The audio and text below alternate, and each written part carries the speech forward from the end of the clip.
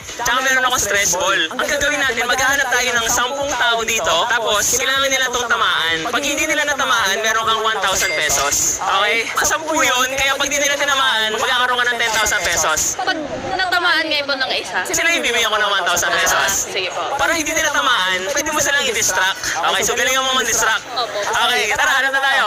Ikaw, pwede kang mamili kung sino kalaban mo. Oh, sige po. Ito. Kuya, sabihin mo. Ayan. Pag natamaan mo yan, meron kang 1,000 pesos. Pag hindi, siya ang magkakaroon ng 1,000 pesos. Yung distance, ganyan na yung distance. Yan na. Okay, so 3, 2, 1. Ano ba ito?